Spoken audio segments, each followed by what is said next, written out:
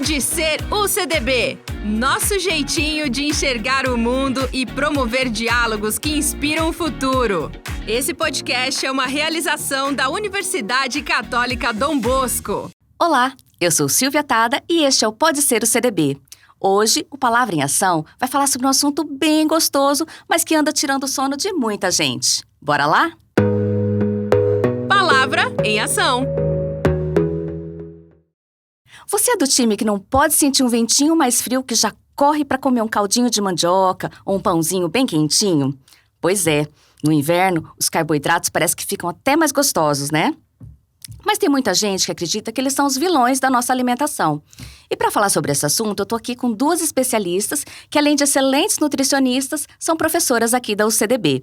Eu tô com a professora Paula Alessandra da Silva, que é nutricionista e coordenadora do curso de Nutrição e de Gastronomia da UCDB, e a professora Andréia Gomes Martins, que também é nutricionista, especialista em nutrição esportiva.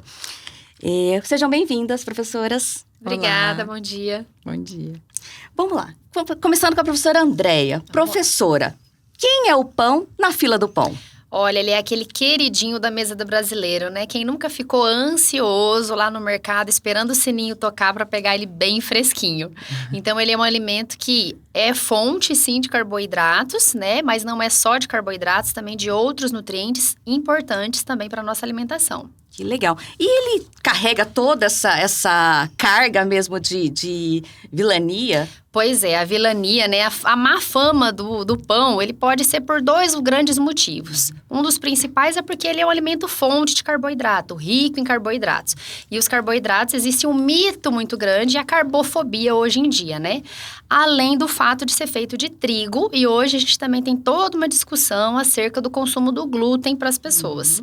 Então, acho que a má fama dele se dá justamente por conta desses dois fatores. Entendi. E professora Paula, quem quer emagrecer, realmente precisa cortar? Precisa se preocupar com o carboidrato e cortar ele da alimentação? Se preocupar com carboidrato, sim, precisa. É sempre necessário. Mas cortar ele da alimentação nem sempre é necessário, né? Se a pessoa não tem uma doença que impede ela de ter essa absorção adequada e tudo mais, como um diabetes, coisa assim, ela não há necessidade de cortar rigorosamente o carboidrato como vem acontecendo. Há de se fazer uma alimentação equilibrada, né? Com uma nutricionista seria prático fazer isso.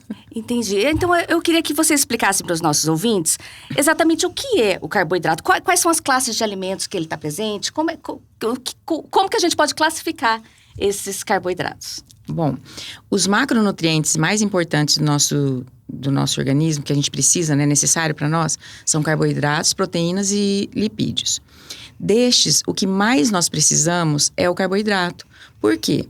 Porque o nosso cérebro, para funcionar, ele usa 1/5 do nosso gasto calórico total em glicose. A glicose, ela é o produto que sobra da metabolização do carboidrato. Entendeu? Então, ele precisa do carboidrato para fazer o cérebro sobreviver. Se o cérebro não está funcionando, nada em nós funciona. Então, a gente imagina que o carboidrato, ele é a base. E por isso que ele pode ser o mais consumido, né? Hoje em dia, não só por ser base e tudo mais, mas porque ele melhora o custo, né, de uma refeição, né? Se você faz uma refeição totalmente proteica, ela fica uma refeição cara, né? Então, ele também melhora o custo. E ele na quantidade adequada, ele é a base da alimentação do ser humano. E professora, então quer dizer que o carboidrato é um combustível e sem ele nosso corpo não anda, ele não vive? Exatamente, é o nosso principal combustível. Combustível, então, para o cérebro é um dos maiores consumidores, também músculo. Então, quando a gente fala em prática de exercício físico, a performance esportiva, ela se dá pelo consumo de carboidratos, né? Então, ele é necessário para a maior parte aí da produção de energia do nosso organismo, provém dos carboidratos. A gente até consegue produzir energia a partir, a gente costuma dizer que a gente tinha flex, né? A gente também produz energia a partir de gorduras, só que é só quando não se tem carboidrato, porque a maior parte tem que vir deles. E existe o carboidrato bom e o carboidrato ruim ou não? Tudo é a mesma coisa? É que existe um carboidrato que tem mais fibras. E este carboidrato ajuda o nosso intestino a trabalhar melhor, ele vai ser menos absorvível. Então, isso vai fazer com que eu possa consumir, às vezes, um pouco mais e ter uma resposta melhor. Então, é claro que existem alguns carboidratos que são melhores. Por exemplo, quando eu como um alimento integral, por exemplo, uma mandioca que tem fibras e tudo mais, vai ser melhor do que eu comer uma batatinha inglesa que rapidamente vai ser absorvida. Ou até a comparação de um outro carboidrato que é um disacarídeo, que é um açúcar, uma sacarose, que é aquele açúcar de adição, né? Que daí ele tem muito pouco nutriente junto, né? E é exclusivamente carboidrato. E aí eu posso, sim, esse daí deixar de lado e comer uma coisa mais integral, né? Um pão integral, um arroz integral. Professora, existe uma explicação científica para a gente querer comer essa coisa, no inverno, a gente querer se alimentar melhor? Sim, no inverno, como a gente tem, o nosso corpo gasta energia para manter a temperatura corporal, né? Que com a queda da temperatura do ambiente, o nosso corpo gasta energia para manter o corpo aquecido. E isso demanda energia. Então, a gente gasta mais energia no frio, sim. E isso faz com que a gente tenha mais fome, uma vontade de comer mais alimentos e mais calóricos. Até a terminologia, né? Caloria se refere justamente à produção de calor também na ingestão desses alimentos. E a gente sente uma vontade de comer coisas específicas, professora? Sim, mas quando a gente sente vontade de comer coisas específicas, pode ser que nós estamos num desbalanço nutricional. Por exemplo, é muito comum que pessoas que têm muita vontade de comer açúcar, comer doce, tá com carência de magnésio e de alguns outros que até a professora Andréa vai saber melhor explicar cada um deles, mas são coisas que às vezes têm a ver com o nosso desbalanço, né, com a desregularidade. E às vezes não é porque uma pessoa está obesa que ela está nutricionalmente bem.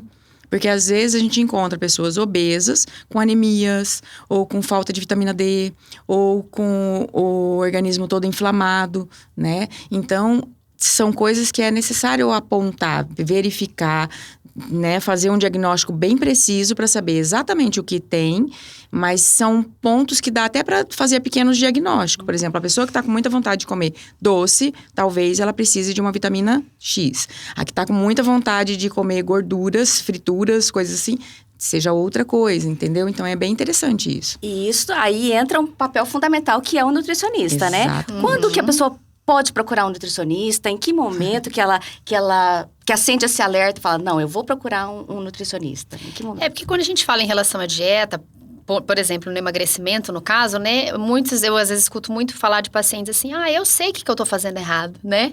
Então, o nutricionista, ele vem para ver outras alternativas de ajuste na alimentação, porque ele geralmente sabe onde ele erra, mas a gente entra com o objetivo, lógico, de verificar a quantidade, levantar os diagnósticos e ver o que a gente tem que corrigir, mas dar essas alternativas, solucionar, digamos assim, os problemas que tem na alimentação, de erros alimentares que a gente precisa dar soluções e não apontar mais erros e mais problemas. E hoje em dia, com a internet, a gente vê milhares de perfis, né? Que passam dicas e falam sobre alimentação. Como é que vocês veem essas informações, às vezes, erradas, que as pessoas acabam passando para frente? Tem um lado positivo, que é a informação chegando a todo mundo, que é muito legal, que todo mundo precisa saber, né? Sobre educação em saúde e tudo mais. Então, isso é muito legal. E tem a parte ruim. Porque existem, por conta da indústria da obesidade, né? Por conta de todo mundo querer chegar num peso específico, tal, isso. Existe uma venda disso, né? Então, existem muitas pessoas que, porque emagreceu, fazendo talvez uma coisa totalmente errada, deu certo, ela vai lá para dizer o que ela fez e todo mundo começa a seguir. E muitas vezes elas estão fazendo coisas muito erradas, né? Fazendo coisas que podem causar danos, talvez não agora, imediato, porque a maioria das pessoas são jovens, então o corpo ainda está trabalhando adequadamente, né? O metabolismo está funcionando tudo bem, então ele está se compensando. Porém, isso daqui 10, 15 anos pode vir a causar grandes problemas. Então a gente fica um pouco preocupado, né? Porque existe uma fala muito muito ruim de coisas muito mal feitas, né? Então, a gente fica muito preocupada. Entendi. A gente costuma dizer assim, que na internet tem todas as dietas, menos a sua. Exatamente. Porque cada pessoa tem uma dieta Cada específica. pessoa tem, exatamente. Não é aquela, eu vou pegar a dieta que a minha amiga fez, que ela emagreceu, pode não funcionar para você. Não funcionar, ainda vai. O problema é causar algum dano, né? E você perguntou assim, quando que você tem que procurar um nutricionista? Olha, o certo é quando você ficar grávida, você já fala assim, peraí, vou procurar um nutricionista para poder cuidar da alimentação desta criança que está vindo. E assim, se ela for acompanhada, porque o objetivo da nutrição é fazer você ter qualidade de vida, ter vida longa, né? Então, se você tem qualidade de vida, você vai ter que cuidar da alimentação para o resto da sua vida. Vamos pensar que talvez a coisa que você mais faça ao longo da sua vida é se alimentar. Porque se a gente come 6 vezes por dia, quando o bebê 8, né? Quanto tempo que você passa se alimentando? Muito mais tempo do que qualquer outra coisa. Então, é preciso saber o que está fazendo. Certo. E aqui na Clínica Escola a gente tem um serviço muito, muito bacana, né? Que é o atendimento na área da nutrição. Fala mais sobre esse serviço que é o CDB. Vou começar falando o seguinte, que é importante e gratuito. Olha que incrível. Nós temos um serviço de excelência, né? Porque tem pessoas capacitadas cuidando destes alunos que estão fazendo essa abordagem com vocês, mas o professor está sempre por perto. Ele é um serviço que custa caro fora daqui, aqui ele está sendo gratuito. Ele é um bom serviço e às vezes a gente vê um paciente que começa o tratamento e aí ele fala, não quero mais fazer, né? Então, assim, a gente fica muito triste com isso, porque não dá valorização neste trabalho desse profissional que está acontecendo, que está fazendo, que está ali à disposição de vocês. Então, o ideal é, mesmo que seja difícil você manter uma dieta por algum tempo, às vezes ela é muito restritiva, é difícil a gente mudar os hábitos, né? Mas é melhor a gente continuar com esse acompanhamento, né, professora? É lógico, porque o mais importante é a disciplina, né? Na verdade, para a nutrição, é disciplina e perseverança. Porque tem muita coisa que a gente tem vontade de fazer e não faz, não é verdade? Que a gente tem um monte... E tem muita coisa que a gente deveria fazer e a gente não faz. Então, disciplinar-se para isso é uma coisa maravilhosa. E perseverar nisso. Quando você persevera nisso, você vai ter resultados.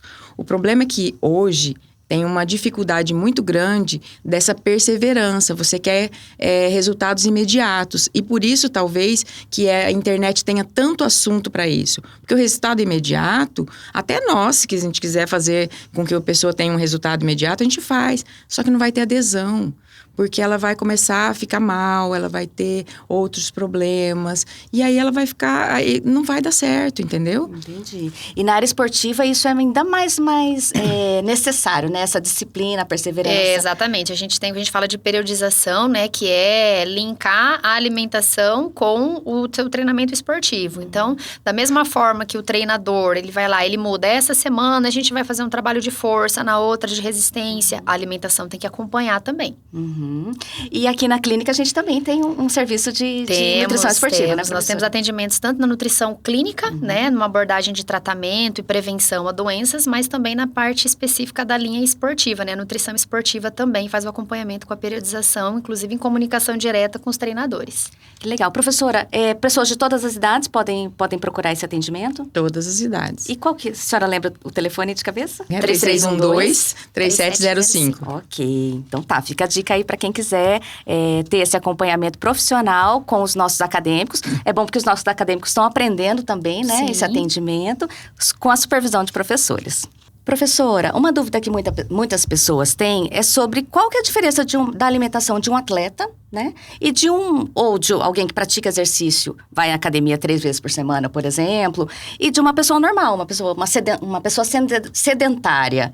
Como é que é essa diferença? Então, quando o paciente nos procura já com o objetivo de melhorar a performance, né? Eu tô me preparando para uma maratona que vai ter, eu quero melhorar o meu tempo na bicicleta, eu quero aumentar as cargas no crossfit. A gente já tem, por exemplo, uma ingestão de carboidrato diferenciada. Mas essa ingestão Então, ela tem que acompanhar também com o controle para que ele não ganhe peso, para que ele realmente utilize esse carboidrato como fonte de energia para o exercício. E aí, é o que a gente chama de periodização nutricional. Então, é a quantidade específica em momentos estratégicos. E aí, essa é a grande diferença. E mantendo, obviamente, a questão da saúde do indivíduo. Então, garantir a recuperação após o exercício. Porque o exercício, ele demanda também, assim, causam certas lesões no músculo, mas são lesões benéficas, né? Mas que eu preciso também me preocupar com essa recuperação, até para não comprometer a imunidade, que é o que às vezes a gente observa, né? Eu participei de uma maratona e depois a minha imunidade caiu, eu fiquei gripado, ou então apresenta muitas lesões. Isso lesões repetidas geralmente são erros alimentares, onde a gente não dá o suporte de recuperação depois do exercício. Muito legal. E aqui na nossa clínica escola, professora, então a gente tem esse serviço que pode auxiliar os atletas, né? Sim, nós temos esse serviço. É só ele agendar, né, na clínica escola, direcionar dizendo que ele quer o serviço de nutrição esportiva, ou, no caso, se ele quiser o de nutrição clínica, né? De repente, ele quer fazer o de nutrição esportiva, mas a esposa vai fazer o de nutrição clínica. Então, a gente tem esses 2 serviços lá dentro da clínica escola. Ele vai agendar e aguardar ser chamado. Legal. E como é que tá a fila? Tem muita espera, professora? É rápido o atendimento? Não, é rápido o atendimento. Em geral, não demora. E a gente tem nos organizado para poder atender o máximo possível. Então, a gente tem feito um efeito bem bom, né? E vocês acompanham durante quanto tempo esse paciente? Ele tem um período que ele fica conosco ou não? Não, ele vai ficar conosco até quando for necessário. Então, isso pode acontecer em 6 meses, mas pode acontecer em 1 ano, 2, né? E mesmo que tenham os recessos semestrais, né? Durante agora, por exemplo, julho, dezembro, quando ele volta, ele já sai com um esquema pré-preparado para quando ele voltar, ele tá dentro ainda do esquema que foi planejado para ele dar continuidade. Pois é, essa é a dificuldade, né, da pessoa conseguir manter durante muito tempo uma dieta, né? Existe algum segredo para a pessoa se manter certinha na dieta? Quando ela entende que aquilo é uma mudança do hábito geral para a construção de uma melhora na qualidade de vida, ela entende que aquilo que ela está se alimentando é melhor para ela. E quando a gente fala de uma alimentação melhor para ela e tudo mais, a gente não está querendo dizer que ela foi numa festa, ela vai ter que levar numa marmitinha para poder comer só aquilo que ela pode. Não, ela pode. E é isso que a gente vai ensinando. Essa reeducação alimentar ajuda esse paciente, esse atleta, a fazer boas escolhas durante a festa. Né, a fazer as melhores escolhas que ele possa fazer na festa, na viagem, durante todo o momento. Porque se é qualidade de vida, ele vai ter isso ao longo da vida dele para sempre. Aí ele chutou o balde. Aí ele fala, nossa, então já que é sexta-feira, né, eu bebi, então pronto, eu vou parar de fazer a dieta até segunda-feira de manhã. E isso é que tá errado. Porque o certo é, nossa, sexta-feira eu fui numa festa, eu comi demais. E agora, como que eu faço? No sábado de manhã, você começa tudo de novo. A qualidade alimentar e tudo mais. Não deixa para tanto tempo depois. A gente tá acostumado a ver isso, né? Começa segunda. E, às vezes, isso vai sendo prorrogado e eu ganho mais peso e eu tenho mais problemas do que começar e dar continuidade, entendeu? Dieta não é uma coisa que tem que ser um esforço desesperador e nem é uma coisa de alimentação ruim. Eu tenho pavor quando a pessoa fala assim, põe eles na boca, gostou, joga fora porque engorda. Não existe isso. Tudo tem que ser bom, você tem que aprender. É lógico que porque você teve uma mudança de comportamento alimentar, às vezes você vai ter que mudar as suas receitas, os seus alimentos. Mas quando você muda isso, ele faz parte do seu dia a dia e você acaba gostando bastante deles. Pois é, professora, agora falando sobre o dia a dia, correria, tempo, às vezes é difícil a gente preparar o nosso alimento, a gente acaba comendo fora. Mas e quando é uma família, por exemplo, uma família que tem um idoso na casa, tem uma pessoa adulta e uma criança. Todo mundo come a mesma coisa ou precisa ter alimentações diferenciadas? Como é que funciona numa família? A gente também percebe que quando toda a família se envolve no processo, o resultado ele é muito mais alcançado, né? Mais palpável. Então, a gente tem como fazer, e claro, a gente vai fazer, não precisa fazer, eu vou fazer 3 dietas diferentes, né? Porque, por exemplo, essa mãe, né, geralmente, que é a que vai preparar, ela vai ter que preparar 3 cardápios, 3 pratos diferentes? Não, a gente ajusta para realmente toda a família poder seguir. E aí são pequenos ajustes, principalmente em quantidade, não apenas, né? Porque a gente costuma dizer que criança não é um adulto pequeno, né? Então tem as suas necessidades também específicas, mas é possível sim da gente alinhar para que todos se envolvam no processo sem arranjar mais problema, tendo que montar várias preparações diferentes. Para fechar, eu queria que vocês me dessem dicas de como ter uma alimentação saudável. Bom, o simples é mais garantia do que todas essas loucuras que a gente vê na internet. Então, é aquela história, né? O simples que realmente funciona. Alimentação de verdade é o descascar mais e desembalar menos, né? E a questão também do descanso, que hoje também é um grande desafio, né? Pela vida estressante e a correria que a gente tem. Mas para alimentação saudável e para alcance dos resultados, seja no emagrecimento, seja na performance esportiva, ou mesmo para a qualidade de vida, a alimentação tem um peso, mas a gente também tem a questão do descanso, do sono, que é outro fator que a alimentação também pode contribuir. Então, é uma alimentação simples, que não é mais cara, como muita gente acredita que seja, né? E sem grandes terrorismos. Ok. Beber muita água. Essa é uma dica boa, né, professora? A gente esquece de tomar água, né? Exatamente. E você sabe que às vezes a gente confunde, né? Fome com sede. Porque quando a gente está desidratado, e é engraçado quando a gente fala assim, mas eu não tô desidratada, né? Tá, porque quando você começa a sentir sede, já é sinal de que você está desidratado, porque o certo é você não sentir sede, é você tomar água durante todo o tempo que se hidrate, né? Então, a água também ajuda a regular todos os nossos hormônios e tudo em nós, né? Todos os nossos fluidos. Então, melhora. E a gente tem uma continha básica para a água, que é bem interessante, que é 35 ml por quilo de peso. Então, é só você fazer essa conta. Pega seu peso atual e multiplica por 35, você vai ver quantos ml de água que você precisa tomar durante o dia, né? E lembrando que a da prática de física não conta nesse daí. Esse daí é para o normal. Aí, na prática de atividade física, você faz um extra. Legal. Ok, professora, muito obrigada pela presença de vocês. Olha, acho que foram esclarecimentos muito, muito legais.